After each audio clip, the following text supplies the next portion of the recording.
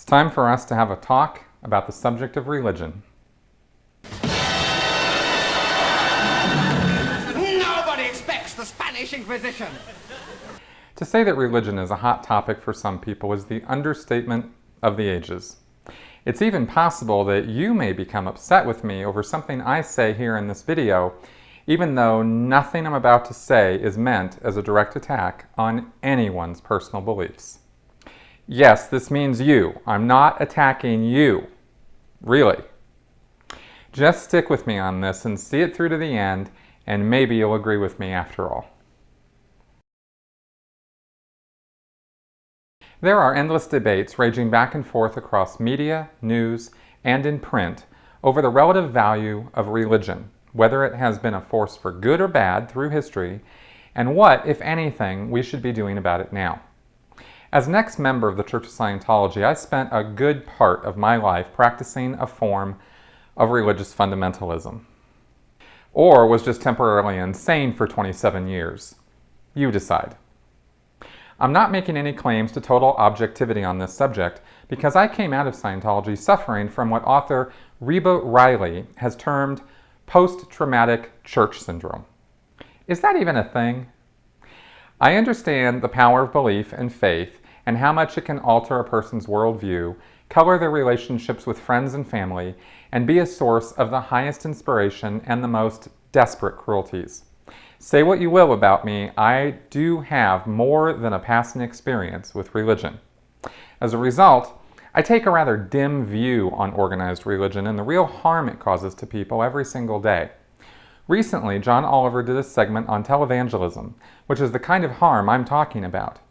He showed how some of these guys have gone so far as to convince cancer patients to not seek medical treatment, but instead send their money to the televangelist in return for blessings and prayers to take the cancer away.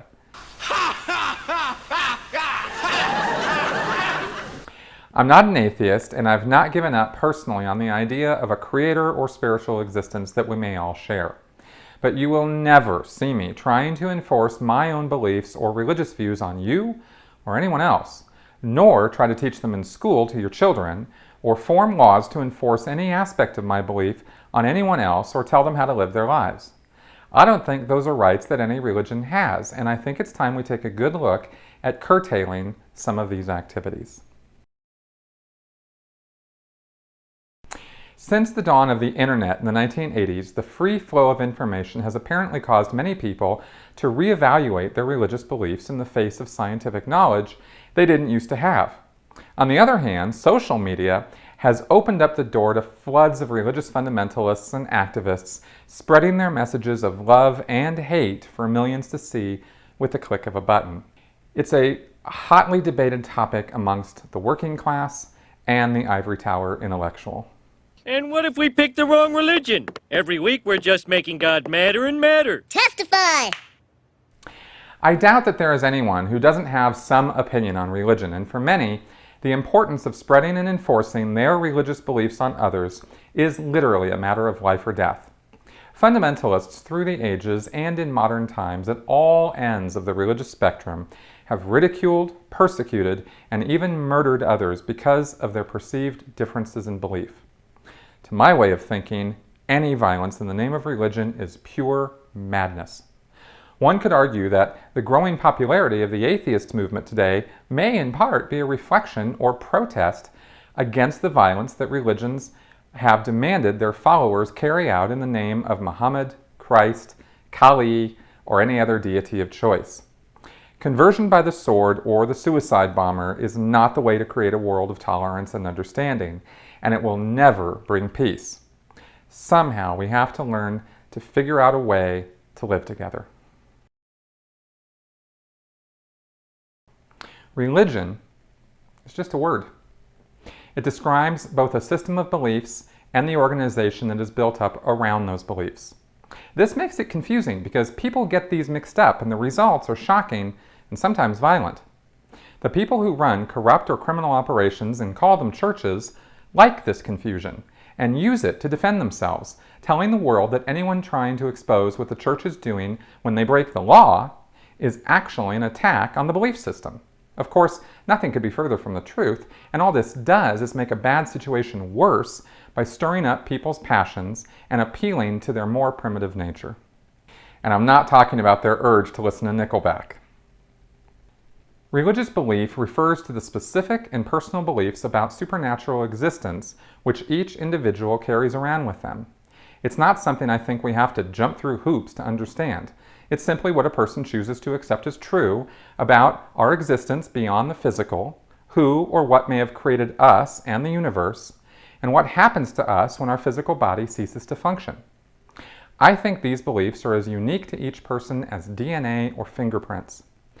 Everyone has religious views of some kind, even those who profess to have no belief at all, because in the end, that's just another choice a person is making about what they believe about the supernatural. To believe or not to believe? That is the question. We call these matters of faith and contrast them with matters of science or fact for a reason. There are things that no one has been able to provide any facts or concrete evidence about one way or the other. We can argue all day long about whether God or gods exist or whether we live again in another body. These arguments have been going on for literally thousands of years, and with all our worldly progress in science and technology, we are still complete cavemen in our understanding of the metaphysical. No, ghost hunters hasn't helped, not even a little. In the end, when it comes to religious belief, there are no facts to fall back on, no rational argument to make or accept as to whether one should or shouldn't believe a thing to be true. It ultimately is up to each individual to choose what they believe. There's an important corollary to this which I also want to bring up. No one can force anyone else to believe or disbelieve something. You can beg, plead, argue, or even torture a person until they're dead and not change one bit of their beliefs. Belief exists completely by choice and can only be changed when the person himself decides for himself to change them. Threaten the lives of a person's loved ones, hold a gun on him, or beat his body. You may get him to say the words you want him to say, but that is not the same thing as changing what he really believes in his head. Only he can do that.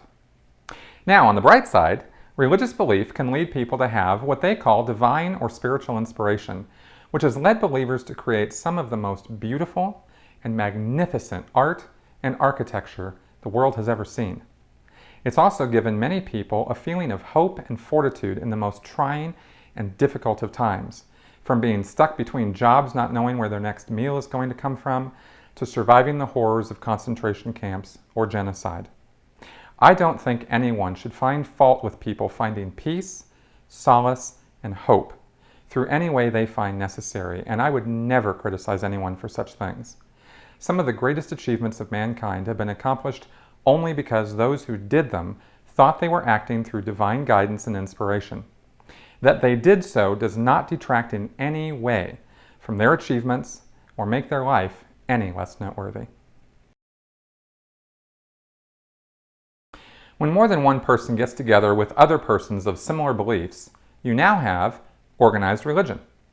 It can be 2 people or 2 million people strong. Either way, things now have to be communicated to others, rules and guidelines have to be formed, efforts made to make the group survive as a group, and of course, because we are the way we are, there has to be a leader or leaders. Organized religion represents the best and worst of our species. As a united activity, religious congregations have provided charity and assistance to those in need. Sometimes the price for this help was having to undergo an attempted conversion to the faith, but many times no price was asked for at all, and the help was freely given. Groups which are non-religious in nature can get together and provide aid and assistance to those in need, and many do. But realistically speaking, would all of the people in church groups who have aided others been so inclined to gather and help if their religious leaders had not asked them to? I doubt it. In addition to sheltering and feeding the poor or indigent, churches are also social hubs where members meet and socialize, not just about religious topics, but anything. Churches sponsor sporting events, camping, and other youth activities, and provide real education to people who would not otherwise be able to get it. While no one can or should deny that a great deal of good has been done by religious groups, the opposite is also just as true and just as undeniable. You'd have to be living on a remote island to not be aware of the human rights abuses, financial ripoffs, criminal activities, and outright murder done in the name of religion. This has been a factor throughout all of history, from literally our very earliest writings all the way to today. By the way, if you are living on that island, can I come live there? There are very few political, social, or personal issues which seem to be able to generate the rabid antagonism and hate that religious fervor causes. As strong as some liberals or conservatives may feel about their favorite political candidate, I have yet to see anyone gunned down in the street because they didn't support a George Bush or a Barack Obama. I've never seen a suicide bomber or children so heavily brainwashed by the NAACP or GLAAD that they enter a mall filled with thousands of innocent shoppers and blow everyone to bits to make a statement about civil rights. There's something unique and different about organized religions that make them stand out amongst the other groups that human beings form and drive their members to commit some of the worst atrocities in the history of mankind on all sides of the belief equation. I'm not just talking about Christians or Muslims. Examples can be found in history of almost any religious group taking up arms against other religious groups over their differences in beliefs, or at least using those differences as a justification for hostilities, even if the true nature of the conflict was over land, money, or other issues. In the United States, we are guaranteed a freedom of religion by the First Amendment to our Constitution, which states, "Congress shall make no law respecting an establishment of religion or prohibiting the free exercise thereof, or abridging the freedom of speech, or of the press, or the right of the people peaceably to assemble and to petition the government for a redress of grievances." It's quite clear that government is not supposed to be trampling into our beliefs or our rights to establish organizations around those beliefs. But in this day and age of such obvious human rights abuses and violence committed in the name of religion, I would argue that some degree of oversight is necessary. In the same way that freedom of speech is restricted to not being able to falsely shout fire in a crowded theater, religious tax exemptions and privileges must also be regulated. Currently, courts provide far too much latitude to religious groups to get away with the most obvious and heinous crimes in the name of religious practice. One need only look at the example that the Church of Scientology has set in precedent after precedent, giving it free rights to pay slave wages, financially bankrupt its members, as well as stalk and harass its critics, and allow its leader, David Miscavige, to buy a lifetime supply of Chef's salty chocolate balls and not share any of them with Scientology parishioners unless they donate $1 million or more. I'm quite sure Scientology is not the only group to abuse its protections under the First Amendment. This is a situation that needs to change, and it's only going to when we, the people, bring enough pressure to bear on our government and courts to act. So where does this leave us in the world of critical thinking, where we strive to find truth and discover what is real?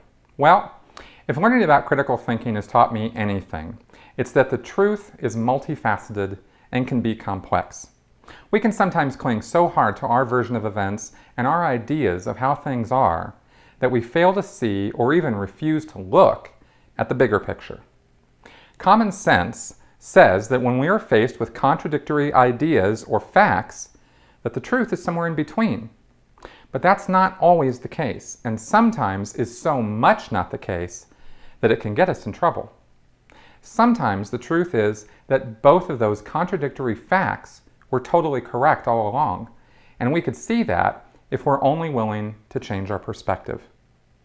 I think this is where we need to get to with religious belief. Nowhere is intolerance more sharply obvious, and nowhere do we pay such a high price for the consequences of that intolerance.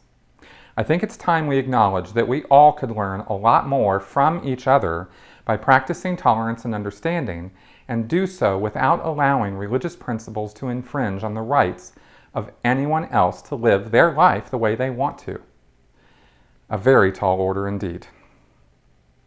Thank you for watching.